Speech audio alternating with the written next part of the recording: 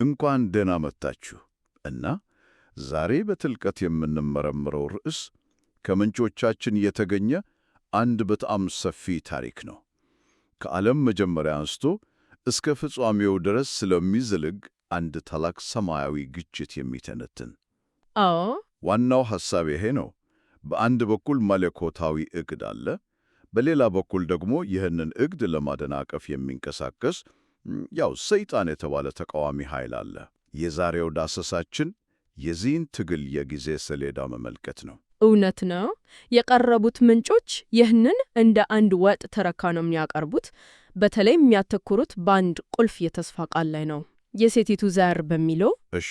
እናም የሰይጣን ዋነኛ ስልት ይህ ዘር የሚመጣበትን የትውልድ መስመር ማጥፋት ወይም ማብላሸት እንደሆነ ያስረዳሉ። ልክ እንደ ድመትና አይጥ ጨዋታ ማለት ነው። በትክክል። የዛሬው ዓላማችንም ይህንን ታሪክ ከምንጮቹ በመነሳት መዘርዘር እና ቁልፍ የለውጥ ነጥቦቹን መመርመር ነው። በጣም ጥሩ። እንግዲያውስ እስቲ ከጅምሩ እንነሳ። ሁሉም ነገር ከተጀመረበት ከኤደን ገነት። እሺ። ምንጮቹ እንደሚሉት እግዚአብሔር ለአዳም ትእዛዝ ከሰጠው በኋላ ሰይጣን በሔዋን በኩል አዳምን በመፈተን የዚያን ትእዛዝ እውነተኝነት ጥያቄ ውስጥ አስገብቷል። ትክክል ነው። ይህ የግጭቱ የመጀመሪያው ምዕራፍ ነው። ሰይጣን የእግዚአብሔርን ቃል በቀጥታ በመቃወም ሞትን አትሞቱም ብሏል። የውሸት ተስፋ ሰጥቷል ማለት ነው። አዎ፣ የአዳምና የሔዋን ውድቀት የዕቅዱ መቋረጥ ይመስል ነበር።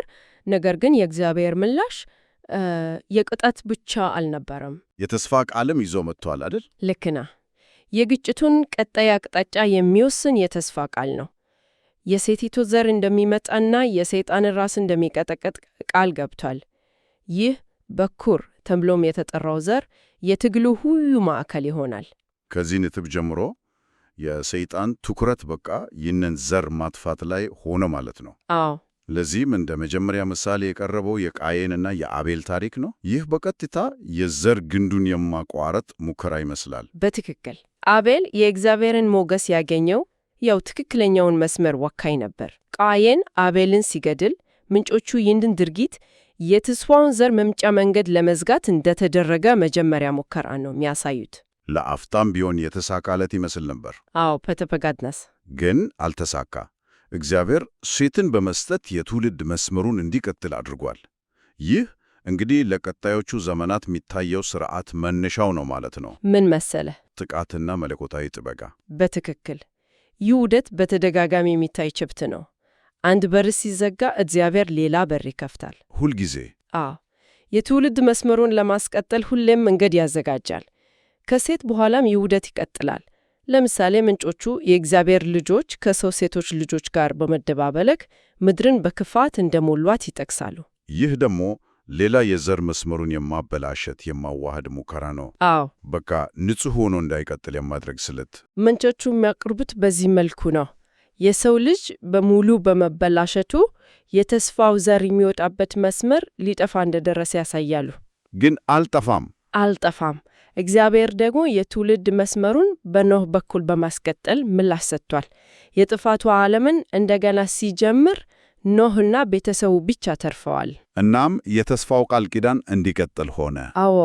የሚገርመው ከጥፋት ውሃ በኋላም ግጭቱ መቀጠሉ ነው። ቆይ እስቲ የናምሩድ ታሪክ እንዴት ነው ከዚህ የዘር መስመር ትግል ጋር በቀጥታ የሚገናኘው? በጣም ጥሩ ጥያቄ ነው። ዝም ብሎ የሰው ልጅ ዓመፅ ነው ወይስ ሌላ ስልጣዊ ሙከራ ነው? ምንጮቹ የናምሩድን ዓመፅ እንደ ተራ ዓመፅ አያዩት። ናምሩድ ሰዎችን በአንድ ቦታ ሰብስቦ በባቢሎን ግንብ አማካኝነት በምድር ሁሉ ላይ እንዳንበተን ብሏል። እግዚአብሔር ምድርን ሙሉአት ብሎ የሰጠውን ትእዛዝ በቀጥታ መቃወም ነው። ልክ ነህ። አንድ ማዕከላዊ እግዚአብሔርን የሚቃወም የሰው ልጅ መንግሥት ለመመስረት የተደረገ ሙከራ ነበር። ዓላማው የሰው ልጅን በአንድ ቁጥጥር ስር በማድረግ መለኮታዊው ዕቅድ እንዳይፈጸም ማድረግ ነው። ስለዚህ የሰዎቹን ልብ አንድ ላይ በማሰባሰብ እግዚአብሔርን እንዲቃወሙ ማድረግ፣ ይህም ሌላው ማደናቀፊያ ስልት ሆነ ማለት ነው። አዎ፣ እግዚአብሔርም ለዚህ ምላሽ የሰጠው ቋንቋን በመደባለቅ ሰዎችን እንዲበተኑ በማድረግ ነው። ከዚያ በኋላ ነው እንግዲህ ትኩረቱ ወደ አንድ ሰው የዞረው። የትውልድ መስመሩ አሁን ይበልጥ ግልጽ ሆነ። ይህ ጥቃትና የመከላከል ሂደት ከግለሰቡ ታልፎ ወደ ብሔሮች የተሸጋገረ ይመስላል። ግብፅ በእስራኤል ላይ ያደረገችው ጭቆና አዎ በተለይ ወንድ ልጆችን ለመግደል ሞከራቸው ልክ እንደ ቃየንና አቤል ታሪክ በቀጥታ ዘሩን ኢላማ ያደረገ ጥቃት መሆኑን ያሳያል። በጣም ትክክል። የፈርዖን ትዕዛዝ የእስራኤልን ወንድ ልጆች በሙሉ መግደል ነበር። ይሁም ቢሳካ ኖሮ የተስፋው ዘር የሚመጣበት የይሁዳ ነገድ ይጠፋ ነበር። በጣም ስልታዊና አደገኛ ጥቃት ነበር። አዎ። ነገር ግን እንደገና እግዚአብሔር በሙሴ በኩል ጣልቃ ገብቶ ሕዝቡን አድነዋል እና ይሄ ዑደት ይቀጥላል። ሰይጣን የሰውን ወኪል ወይም መንግሥት ይጠቀማል። ናምሩድ ግብፅ፣ አዎ፣ በኋላም አሶር፣ ባቢሎን፣ በፋርስ ዘመን የነበረው ሃማ፣ ግሪክ፣ ሮም። በሌላ በኩል ደግሞ እግዚአብሔር መስመሩ የሚቀጥልበትን መንገድ ያዘጋጃል። ልክ ነህ። በአብርሃም፣ በሙሴ፣ በዳዊት፣ በንጉሥ ቂሮስ፣ በአስቴር በኩል ጥበቃ ያደርጋል። ይገርማል። ስለዚህ ትግሉ ከጦር ሜዳ ወጥቶ ወደ አእምሮ ተዛወረ ማለት ነው። አካላዊውን የዘር መስመር ማጥፋት ካልተቻለ የዘር መስመሩን አስተሳሰብ መበኬል ቀጣዩ አማራጭ ሆነ። ይህ በጣም ትልቅ የስትራቴጂ ለውጥ ነው። በትክክል ምንጮቹም ያሳዩት ትልቁ የለውጥ ነጥብ ይሄ ነው። አካላዊ ጥቃቶቹ ለጊዜው ቢከሽፉም ሰይጣን አዲስና የበልጥ ሱር ሆነ ስልት ተጠቀመ ይላሉ። እሱም ርዕዮተ ዓለማዊ ብክለት ነው። አዎ፣ ኢላማው የእስራኤላውያን አካል ሳይሆን አእምሯቸውና የሕጉ ግንዛቤያቸው ሆነ። ቆይ እስቲ እዚህ ላይ ግራም ያጋባኝ ነገር አለ። ሕጉ እኮ ጥቁርና ነጭ መምሪያዎችን የያዘ ነበር። አንድ ሕዝብ በሙሉ እንዴት ነው ዋናውን ዓላማውን ሊስት የሚችለው? ምን መሰለ? ምንጮቹ የርዕዮተ ዓለማዊ ብክለት እንዴት እንደተከናወነ ዝርዝር ነገር ይሰጣሉ። ከውጭ የመጣ ተጽዕኖ ነው ወይስ ከውስጥ የበቀለ የተሳሳተ ትርጓሜ? ሁለቱም ነው። ምንጮቹ እንደሚሉት ሕጉ የተሰጠው እንደ ትላ ነበረ። ትላ? አዎ፣ ልክ የአንድን ሰው ትላ አይተህ ሰውየው የመጣ መሆኑን እንደምታውቀው ማለት ነው። ሕጉ እና ሥርዓቶቹ በሙሉ መሥዋዕቱ፣ ካህናቱ፣ ቤተ መቅደሱ ሁሉም ወደፊት ስለሚመጣው መሲህ የሚያመለክቱ ትላዎች ነበሩ። ገባኝ። ነገር ግን ሕዝቡ ከጊዜ በኋላ ትላውን ከመከተል ይልቅ ትላው ራሱ እውን ነገር መስሏቸው እሱን ማምለክ ጀመሩ። የሕጉን መንፈስ ትቶታል ማለት ነው። አዎ፣ በውጫዊ ድርጊቶችና ሥርዓቶች ላይ ብቻ ማተኮር ጀመሩ። ልክ አዳምና ሔዋን ራቆታቸውን ሲያውቁ በለስ ቅጠል እንዳገለደሙት ማለት ነው። ኃጢአታቸውን በራሳቸው ሥራ ለመሸፈን እንደሞከሩት። በጣም ጥሩ ምሳሌ ነው። ሕጉ ኃጢአታቸውን የሚያሳይ መስታወት ከመሆን ይልቅ ኃጢአታቸውን የሚሸፍኑበት የበለስ ቅጠል እንዲመስል ተደርጓል። እውነት ነው። የመሥዋዕትን እውነተኛ ትርጉም ስተው ኃጢአትን በበግ ደም የሸፈኑ መቀጠል እንደሚችሉ ማሰብ ጀመሩ። በዚህም ምክንያት የመሲሁን ማንነት በተመለከተ ያላቸው ግንዛቤ ሙሉ በሙሉ ተዛባ። እንዴት ነው የተዛባው? ምን አይነት መሲህ ነበር መጥበቅ የጀመሩት?